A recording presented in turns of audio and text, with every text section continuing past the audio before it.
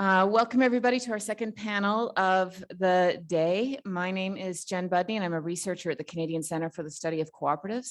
I have not been closely involved in the planning of this conference, and as I told Todd, who's one of our speakers in this session, I learned everything I learned about big ag data. I learned from Todd and Billy Miner a couple of weeks ago when we hosted a panel discussion at the University of Saskatchewan. And then also this morning's panel, which was just fabulous. I think we're going to have some people joining us a little late because I think some of our big data folks are still out in the hallway, but we only have an hour. So I think we should just move on. This panel is called Contracts and Voluntary Codes of Conduct, Lessons Learned. And I'll just introduce you to the focus of this session. As governments grapple with how to best respond to concerns associated with privacy, security, and data ownership and control, agribusinesses and farm organizations in the United States, New Zealand, and Australia have responded. With that, I will hand it over to Todd Jansen, our first speaker. Great, thank you very much, Jen, and I assume everyone can hear me, and so I will just get started. Yes, as the introduction made clear, I'm an attorney in Indianapolis, Indiana, and I've worked in this space for quite a while. I won't spend much time on an introduction since that was already given, but I did grow up on a farm in the Great Plains of Kansas and spent my childhood, driving tractors, cutting hay, doing all the things that farm kids do. And after I went to law school, I realized that there was a real need in the agricultural industry for lawyers who could speak ag in essence, and that had some understanding of how farm life and rural life is different than it is for a lot of people. And so I really set out to become an agricultural lawyer from the beginning. And I was fortunate because I saw a movement in the mid 2000 teens where there were a number of companies that were trying to get into the ag tech space that had been in agriculture for many years and wanted help with drafting contracts that farmers would understand and that farmers would feel able to let go of their data and trust these companies to use their data for their own good. And so in my role as an ag lawyer, I found the perfect niche to get more involved in the ag tech industry. And so what I'm going to talk about today are the issues in the United States with respect to ag data, and I think they're the same in Canada from everything I know, and how at least there's been some effort to address those through a non-regulatory scheme called the Ag Data Transparent Standard. So first of all, I think the best question to always ask first is, what are the problems that we are trying to solve? And so with respect to ag data, what are the issues that farmers really have with respect to ag data?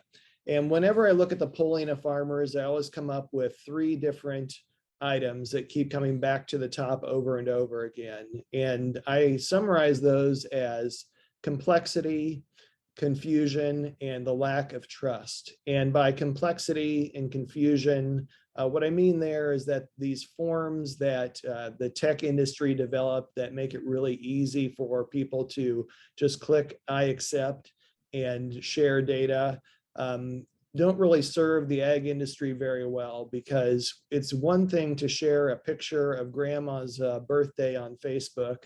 It's quite another thing to share data with respect to your farm and your livelihood with a company that you may not have much experience with. So there's that element of it. There's some confusion.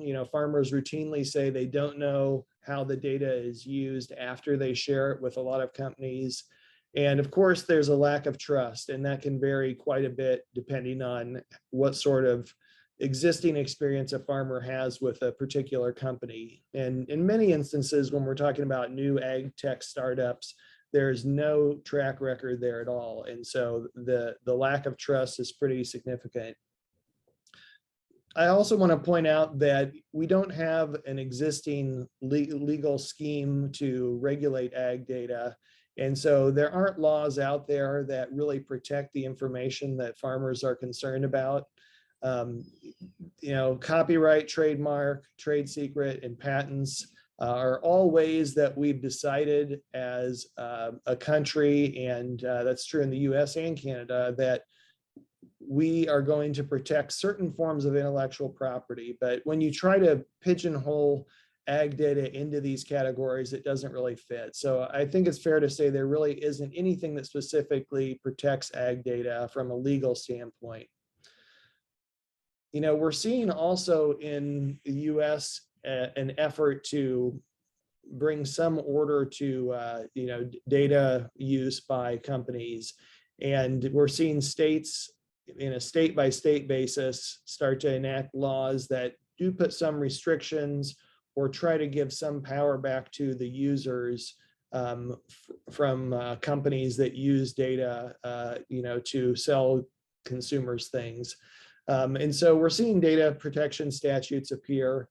Although I would say when I've read these, they don't really address ag data. They are more directed at protecting personal information, people's name, address, phone number, social security number, and so on. And so here again, there are efforts to bring some regulation to ag data, but not anything that would protect what we're talking about. Also, as I already mentioned, we're in this downward spiral in many instances, I think, in the legal and the tech world, in that ag tech providers just copy the forms that the tech industries already developed for their platforms. Very few farmers read the forms. Lawyers then think they have the green light to add more legal jargon, because why not? If no one's reading the contract, you might as well put everything in there you want. And then the result of that, of course, is that no one reads those. So anyways, I summarize this all by saying that there isn't a legal framework in place that directly protects farmers' data. And so from my standpoint, what really matters is those contracts and how companies draft them and whether or not they protect the farmer's interest as well as the company's interest. So the contract terms matter, absolutely. And that's okay, but it means that then we must do something to make sure that the contracts are easy to understand for those people who are signing them. So let me shift gears now and talk about at least one of the ways that in the US, Canada, and other parts of the world, we have tried to develop a way to address some of these issues that farmers have. In about 2014, American Farm Bureau led an effort to try to bring some order to the collection of ag data, and it hosted a number of meetings across the United States. And these are roundtable discussions where Farm Bureau said, we want to get companies to agree to use certain standards with respect to data. There were certain principles that we think everybody should uphold. And they came up with a list of these and they promulgated them. And then Farm Bureau said, we want everyone to sign on to these. And they got 37 different companies to sign on to these core principles, I call them. And you can read them. There's a website address at the bottom below. But you can read them there. And I would say they are aspirational and they are non-binding, of course. And they're more like guiding principles than they are any sort of mandated regulation. But there are various principles on things like data ownership and control, portability, and so on. And that was great as a first step, but what was quickly evident was that as a second step, there needed to be some way to verify that companies were complying with these core principles and implementing them into their own contracts. And so the second step of this process was to come up with a certification device, and that is the Ag Data Transparent Seal of Approval. So companies have the opportunity to go through a certification, and then they can market themselves as Ag Data Transparent. And I'll talk a little bit now about how this certification works and what it exactly means. The Ag Data Transparent certification requires companies to answer these 11 questions that you see on the screen. And you can find them online as well on the Ag Data Transparent website. But they have to answer these questions all most are yes or no, or maybe not applicable. And then they have to also provide a reference to where this appears in the contracts that they have farmers sign. And so this requires companies to put things into their contracts that maybe they wouldn't ordinarily do. And it also requires them to, answer the questions that they ordinarily might not have to if they just have somebody click "I accept" to their legal terms. So we don't have time to jump into these, but I will say they tend to line up with those core principles, and that's the whole purpose. So the certification process itself works like this. A provider, let's say an ag tech company, has a producer, or they sign the agreement that they want to participate in the ag data transparent process. They then are provided these 11 questions, and they go ahead and answer them. They submit those answers together with their contracts to the Ag Data Transparent Organization, or ADT for short. We do the review as the ADT organization, and then we either will send it back to the provider and say, there's a few areas where your answers and your contracts don't line up, or we will say, it looks great, and we will send them an approval letter. And they can also drop out of the process at any point. It's a totally voluntary process. And at the end of that, they get use of the Ag Data Transparent seal, and they can use that in their marketing materials. And it is a evergreen process too. After 1 year, we send them a renewal form that they have to complete if they want to continue to use the Ag Data Transparent seal. So we're very cognizant of the fact that agreements can change and the issues can change. And so we try to make this a continually evolving process that addresses the issues that farmers care about. So here we are in 2022. We have 30 plus companies that have all been through the certification. There's a couple more that even aren't up here yet, because they've been certified since this screen was generated.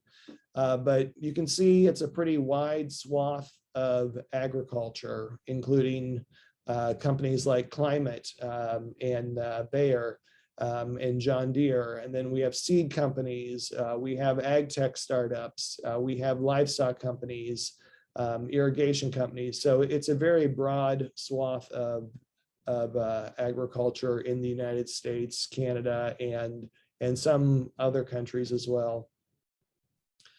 Behind the Ag Data Transparent Organization, we have a board of directors that is made up of farmer-led groups, so like the Farm Bureau in the United States, and Soybean Association, et cetera. I'll let you read those. They are the core of the governance of the Ag Data Transparent Organization. We also have members who are from the industry, so small, medium, and large size companies that are collecting ag data, and this is very important to them. But it is a nonprofit organization, so it's not doing this to market any sort of seal for profit, just to hopefully make contracts better for everyone. The other thing that we did, we got a number of questions from companies that said, we want to participate, but we don't know where to begin. And we don't think that our contracts really address the issues that you all have raised. So how do we do this? And after a while, we decided the best way to address those sort of questions would be to create a model agreement.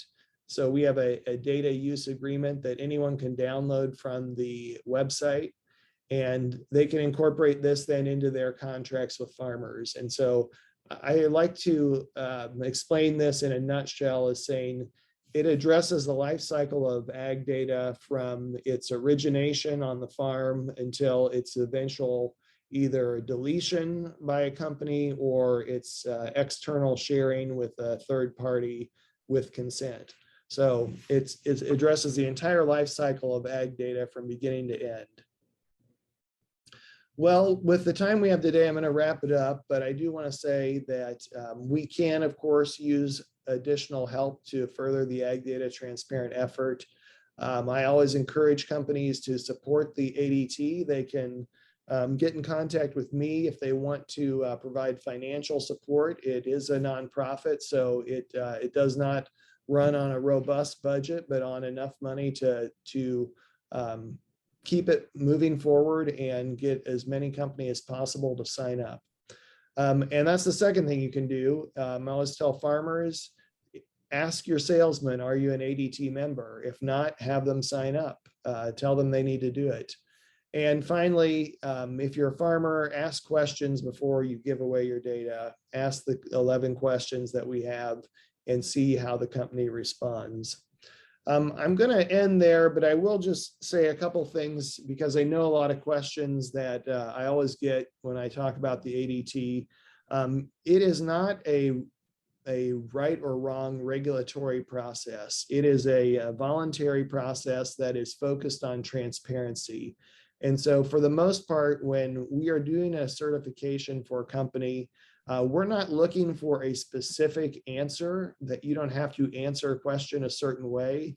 What you do have to do is answer a question in a truthful way and in a way that a farmer can understand so that they can look at the different certifications and they can look at how companies answer these questions and they can figure out for themselves, do I want to sign up with this company or not? So I will leave it at that. And I'm going to stop the screen share here, but feel free to reach out to me in the chat or through the Whova app. And I'm going to stay online for the duration of this session. Thank you.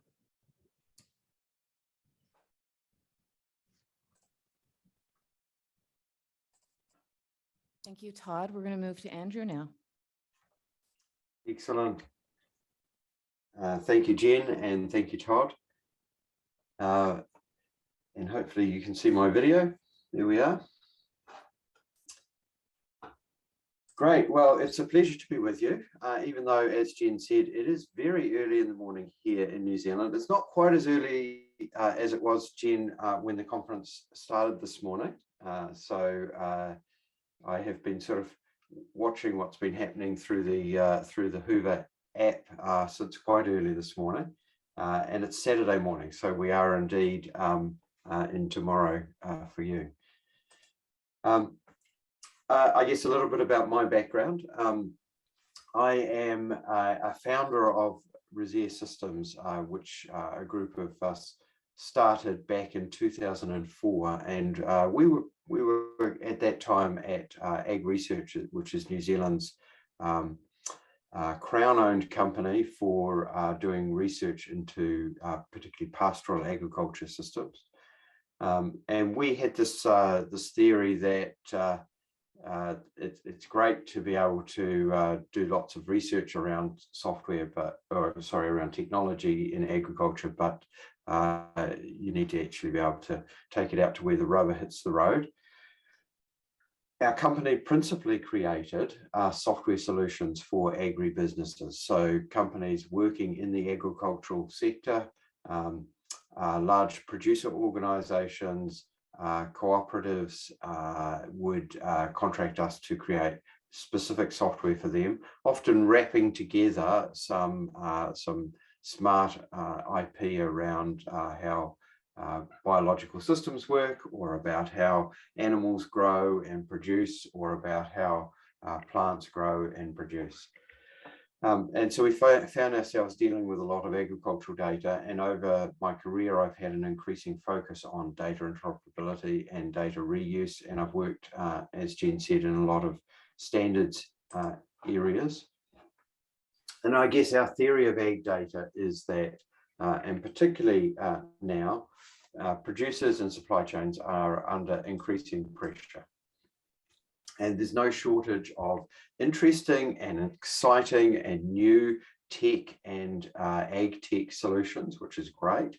But what there is a shortage of, or a gap of, is the joined up and integrated thinking and collaboration that's necessary to help producers really cope with the modern world, the demands of climate change, sustainability, environments, the markets, the responsiveness that is needed. And data is still expensive to collect, and it often remains disconnected and incompatible.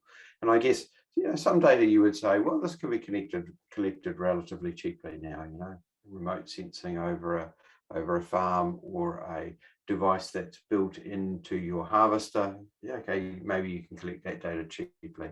But a lot of the data that helps you make sense of that data can be quite expensive to collect. It involves people asking producers questions. It involves going out and manually measuring or recording stuff yourself.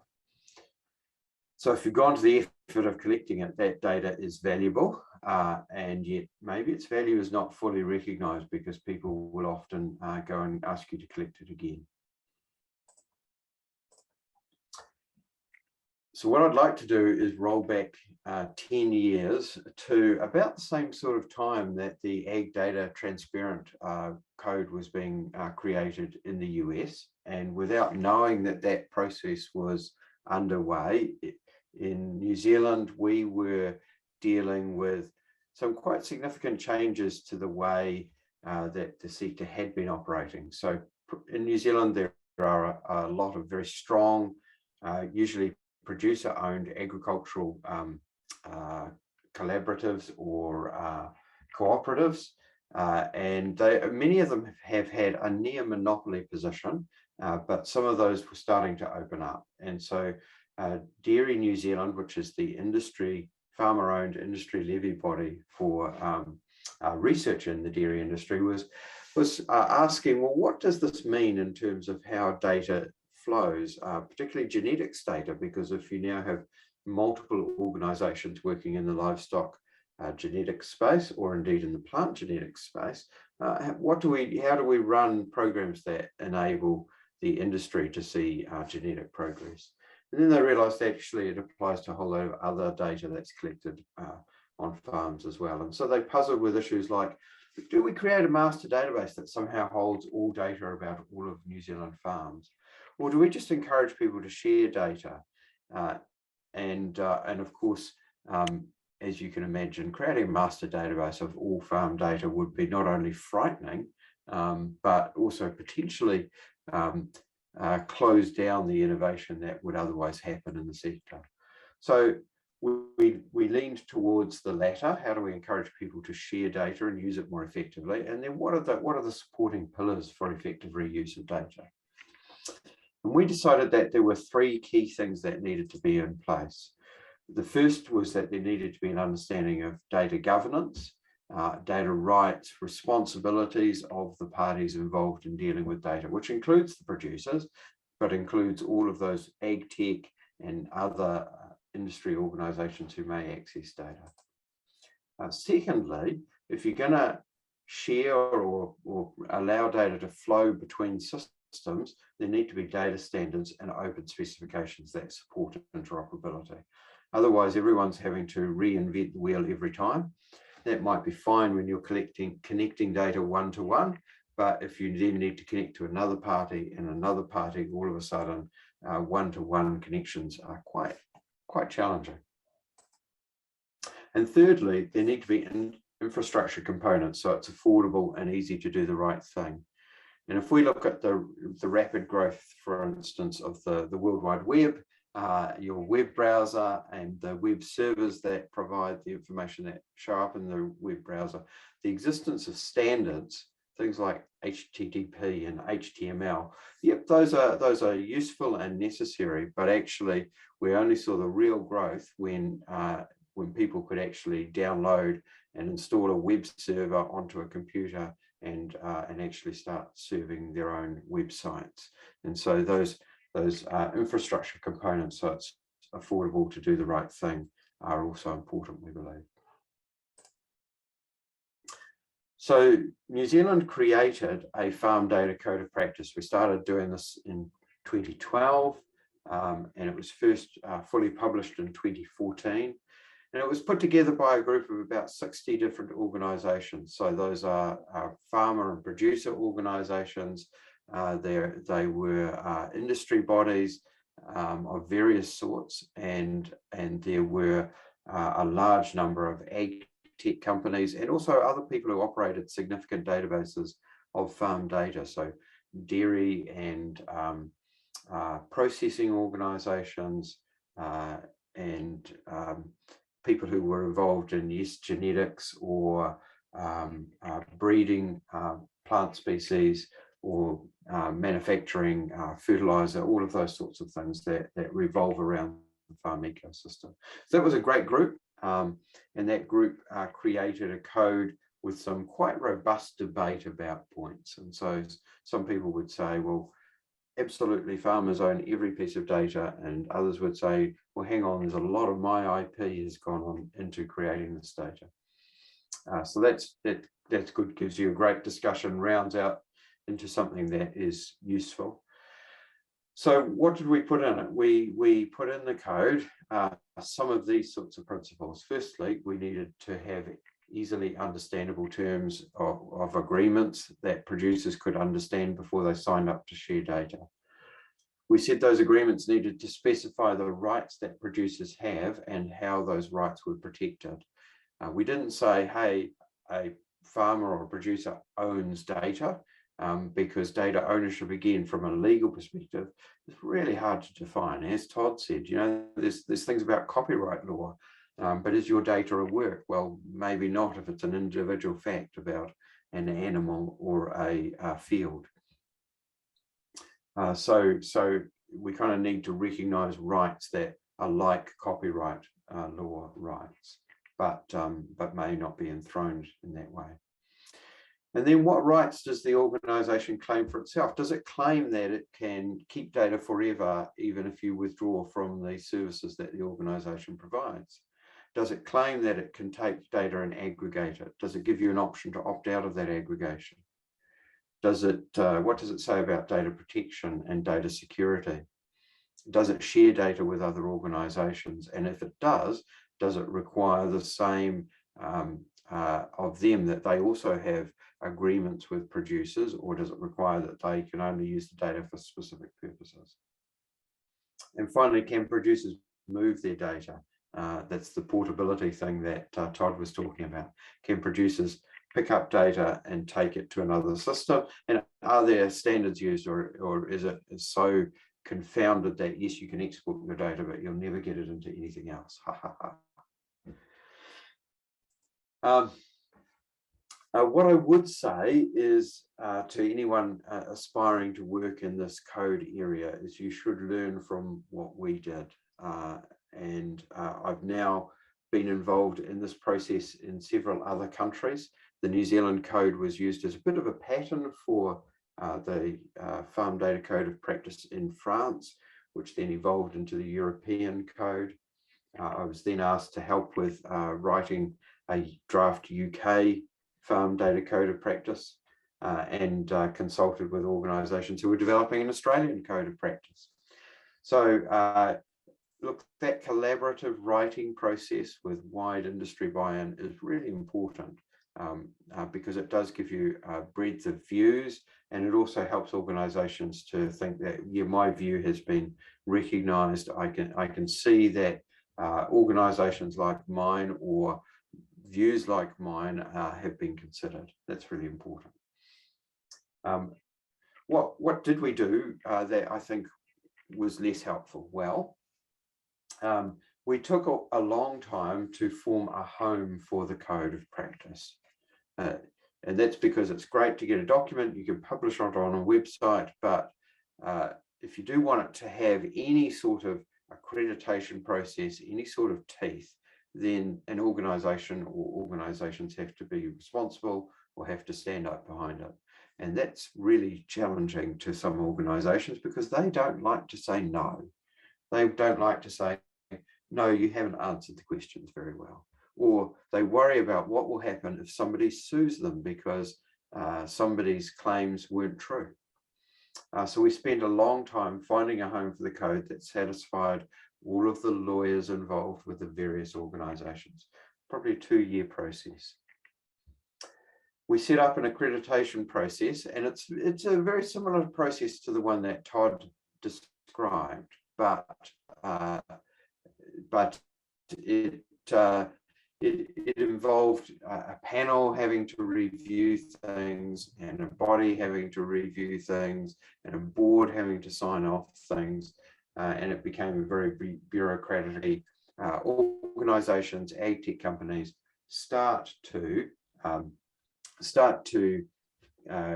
join the code, and then they would go, well, actually, this is a bit hard, or it's taking a really long time to get answers back, and they would drop out. And we focused, I think, on that accreditation ticking the boxes, rather than simply working to educate organizations and to encourage them to adopt the right practices in their organizations. And so there's that tension between what an organization says it does in its legal agreement, and it may even back that up with the answers it gives when it's applying for accreditation and to be able to use a seal under a code of practice. But does it actually use those practices? Do its staff actually use those practices when they are looking after producers' data? And so I'm going to leave it there and hand over to Rosita, but I'm very happy to join the conversation and talk about some of these issues.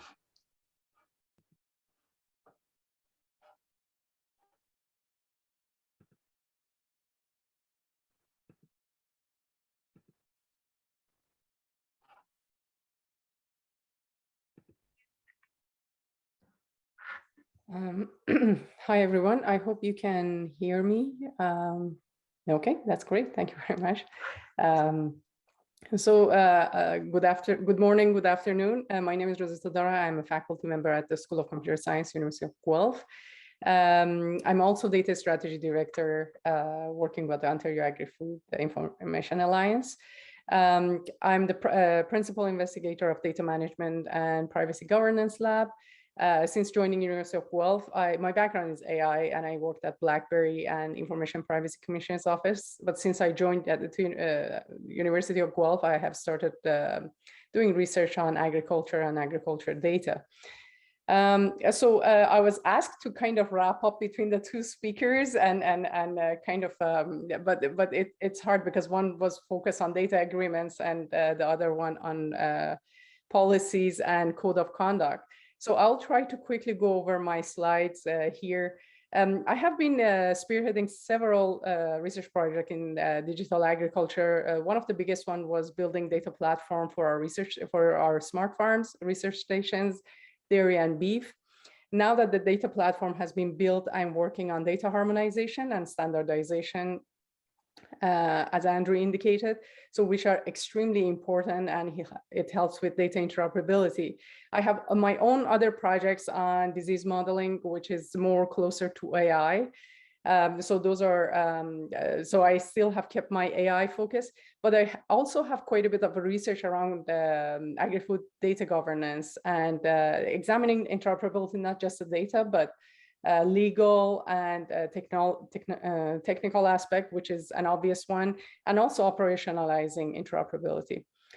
I have been working, this year has been an ag data kind of publication for me. These are some of the publications that are currently under review on the farm-centric data protection, big data privacy in smart farming. Data governance one is published, the other ones are being reviewed. I have one on data security, ethical use of farm data, and another one, a platform approach, which focuses on interoperability quite a bit in smart farming.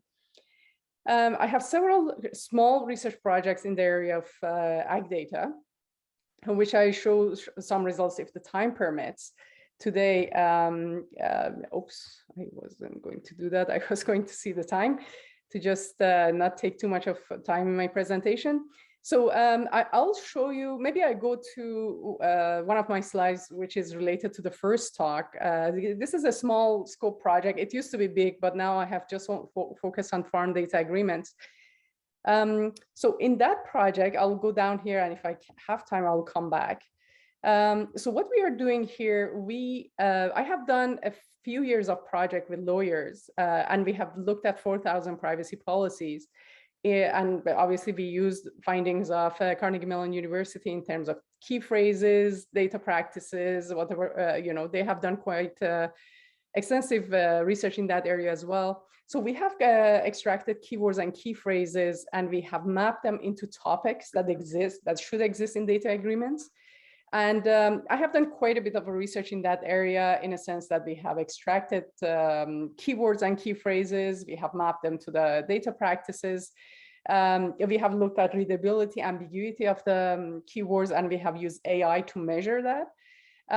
So this has been done for privacy policies with lawyers.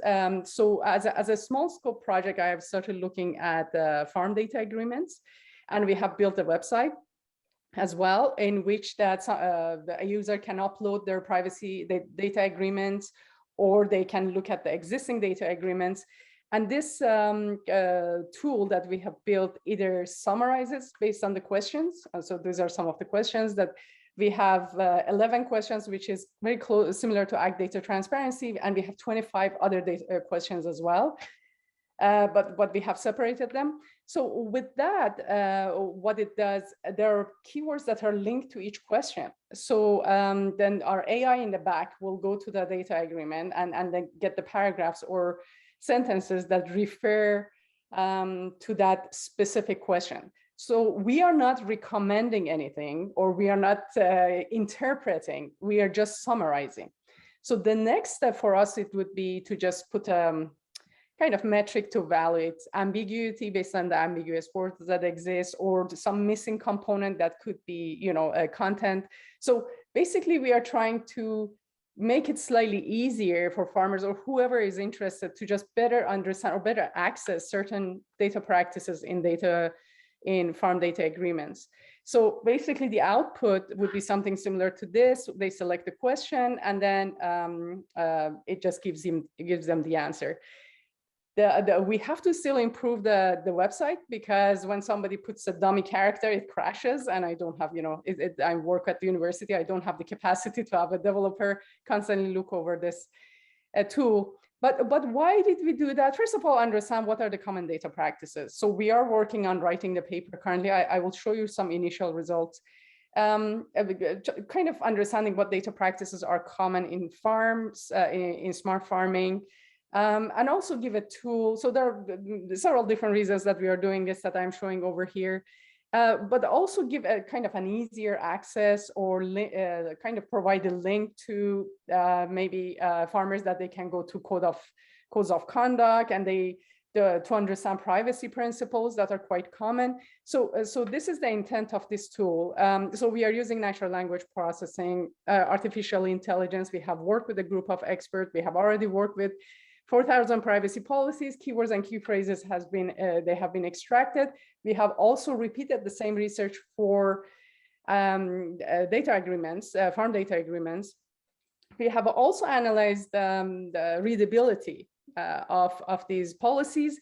We have, even because we didn't have that many agreements, around 250, we even compared some, for example, I'm not going to name the company, the agreements they have in EU and the agreements they have in Canada. The Canada one, because of our regulations, it's quite vague. It's still complex to understand, but the same company data agreements in Europe, it's quite clear, very easy to understand, and it covers all the principles. So that showed how important is the impact of either what farmers are expecting, or the regulation, both of them. So market and also regulation and enforcement. So this is an overview of 150 only of the policies that we have selected, that we have analyzed, and only 9 of them were easy to read. And this is a recommendation that it has to be for the 7th grader, so that they can understand the content of privacy policies. Some interesting findings, because I want to see how much time I have to go to the other topic. So right now, again, there are groups of keywords and key phrases. We understand that one concept could be kind of expressed in different ways and with different keywords, but and we have grouped them. But some of the interesting findings, farm data, I separate farm data and farmer sensitive data and personal data, and I will mention in a few minutes. So farm data is not mentioned as often as personal data. And that trend has started to change after GDPR, because we have compared pre and post GDPR privacy policies. And we have noticed that these days, many of the privacy policies mention more personal data that are being collected I believe we don't have pre and post GDPR farm data agreements, but I believe that this could have contributed to this. This is one interesting observation. The word identifiability and identify has been repeated quite much more than I originally expected. So 75% of the policies had that. And as you can see here, so it's important based on GDPR or maybe some of the codes of conduct that you mentioned a contact that people can, that farmers can contact and ask questions. So 66% of them had that, so which was nice. It was good to see that. And many other interesting findings. And in terms of ambiguity, how often, and I know may is a must in legal documents, but anyway, may has been used quite significantly. Even after GDPR, the use of may had even increased. So, we will publish this work later on. So let me look at the time. I don't want to leave a few minutes for questions, but I just want to mention a few short things and then end this.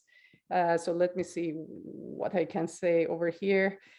So one thing in one of our papers, which is currently under review, I mean, except that it will be published, I want to differentiate farm data and farmers' personal data for two different reasons. Because farm data is usually protected under legal agreements, but farm personal data under some regulations will be protected. Farm data, personal data in many regulations is also considered, and they refer to personally identifiable information, is any information that makes an individual identifiable. So with that, for example, Quebec's new Bill 64, Ontario is looking at it and it's coming down the pipeline. I currently have two research projects with a farm insurance company. So with these new regulations that are coming down the pipeline, many of the privacy practices would apply to PII. Again, to the data, personal data on the site. The personal data is data that makes you directly identifiable. PII is an information that can make you indirectly identifiable, but as soon as it becomes that, it becomes personal data and it has to protect the individual. So for farmers, if they have certain farm practices, if they are, growing certain crop, if that information makes them identifiable, according to these regulations, those information should be protected. I'm not sure how far the Canadian government is willing to go because, some of these are kind of complex to interpret, but if they really respect the goal of these, the aim of these regulations, some PII, maybe location data will be protected, which is currently not protected as much. So these new regulations, and we have contacted the Quebec Information Privacy Commission's office, they have confirmed that regardless of the business, it applies to it, which is great. We don't have that in Ontario, but it's coming down the pipeline.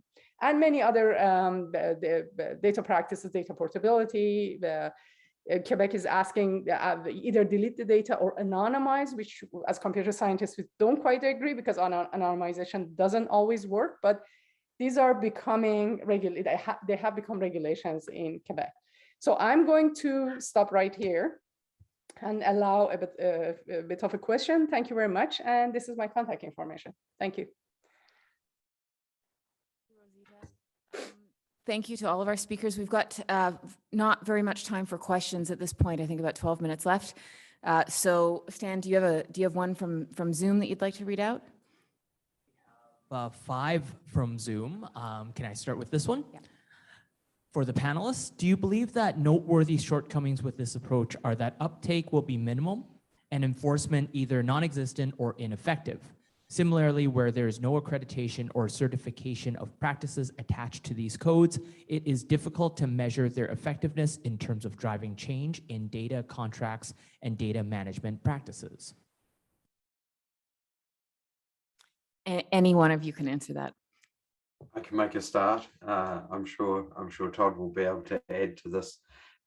Look, I agree that either what you're going to tend to do is without regulation, either uptake will be low or there might be great uptake, but people don't necessarily really commit to the practice change that these sorts of codes would ask them to do. And so that is indeed a risk. And that's why probably the educational aspect of the codes has to be incredibly strong if you're going to get changes to people's behavior. What I would say is, don't forget, a lot of these, as a company aligns itself with a code of practice, it implements that in its legal agreements and its data agreements, and those are binding. So if a company binds itself to the producer through a legal agreement, that is then binding. Yes, I agree completely with Andrew on that last statement. If you are putting something into the Ag Data Transparent Certification Questionnaire, and that somehow doesn't match up with what you have in your contracts, you are going to have a problem, and that is going to come back to bite you. So back to the question, I agree, yes, uptake is going to be less if it's a voluntary code of conduct versus something mandatory. But on the flip side is, you know, who really wants to participate and who doesn't. And, you know, like you think about, you know, GDPR, everyone in the EU complies with that or has to comply with it. But I don't know, does that necessarily mean that you have a greater sense of privacy with your data there? Maybe. I don't know if most people assume that or not. One other thing about the question is that, you know, for as far as measuring success goes, I can only tell you from my personal experience that, you know, working with companies when they go through the certification, you do often find that they engage in a discussion about how they use data that they wouldn't otherwise do. And so to me, that is a sign of success, that we're making some improvements in how they are using data. And we've got one question from the floor, but I just wanted to ask Todd in relation to what Andrew had been saying before about not placing as much value in the accreditation process if it's a question of box ticking. And it sounds like your process is not box ticking at all. And that's very important part of the educational process. Yes, that's exactly right. Yep. Mm-hmm. Murray. Thank you. Excellent presentation. Thank you to all the presenters. I have a question for Todd and actually one for Darcy from our speaker at the previous panel, if I can do this.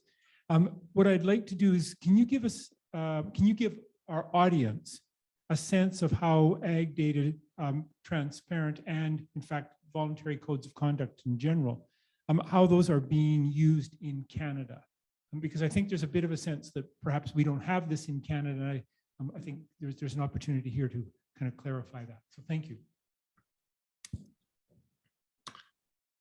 Yes, and I would be happy to let Darcy answer this question if he is able to. I don't know if he's in the room, right? But yeah, he would have a better understanding than I do. I would say Farm Credit Canada, where Darcy works, they've been very instrumental in saying we're going to apply the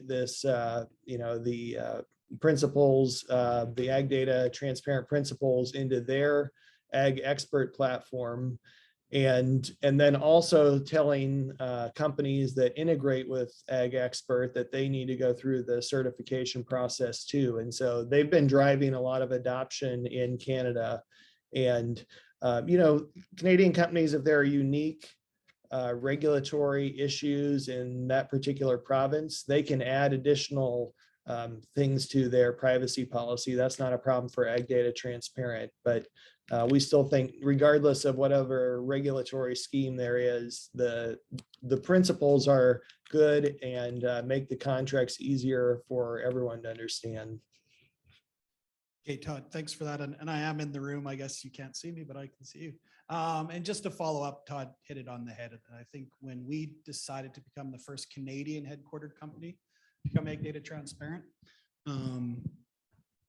we did it because we thought it was better to lead and go from a leading position and make sure our customers understood exactly what they're getting when they're dealing with Ag Expert from a data usage perspective. The other thing to build on Todd's point, we're encouraging other companies as we develop and build an ecosystem where farmers can choose to share their data with other companies, with the concept being, really less time spent in the office doing work and more time outside doing what farmers love to do, which is producing whatever they're producing. And we think building this trusted ecosystem was the right way to go about it, knowing that there isn't a ton of legislation or policy out there right now. So we wanted to get ahead of it, and we wanted to encourage other Canadian companies to adopt these practices. We were going to build our own, and when we found Todd and his group in the States, they were exactly what we were after. And the data doesn't stop at the border, neither do these companies. So we liked that it was kind of a international or North American seal anyways, but I think the concepts can apply anywhere in the world. Thank you. I have one last question because we're really running out of time here for Rosita. Coming from a non-legal perspective, as the person in the room here who immerses herself in big data all the time, we've heard a lot today about a lot of lawyers trying to find out who owns the data, and can't find out who owns the data. Maybe nobody can own the data. Should somebody own the data? Is it better that the data isn't owned, that it's just managed? What's the obsession with ownership? My perspective, I'm not a lawyer. I think the way, at least in my head, ownership means is not the correct way of referring to any data that is being generated in these days. In the project that I had with University of Guelph, data was being generated. The technology provider was the owner. University of Guelph was the owner. So these days data is owned by multiple parties. And this is how we are designing our technologies. But I think management, governance, stewardship, so those seems to me in my head the more appropriate terminologies. But ownership is quite hard to define. And also, if we look at the data lifecycle, raw data gets generated. As soon as it's aggregated with other sources, who's the owner? So it gets more complex as it gets transformed. Who's the owner? Analyze who's the owner, visualize who's the owner. So it is quite a complex kind of ecosystem. So we have 1 minute left. I think with that, we're going to wrap it up. And I want to thank all of our speakers today, Todd, Andrew, and Rosita. That was a wonderful session, and we could have gone on for another hour. I know, I'm sorry we have to cut it off here, but I hope you'll be sticking around with us for the rest of the day, because there may be other questions coming your way. And although I did recommend Zoom, the Whova app, if you do want to post some more questions to our speakers for today, they may be able to answer right in the app as well, because we didn't get to most of the questions that got posed. So thank you very much, and a round of applause for our guests.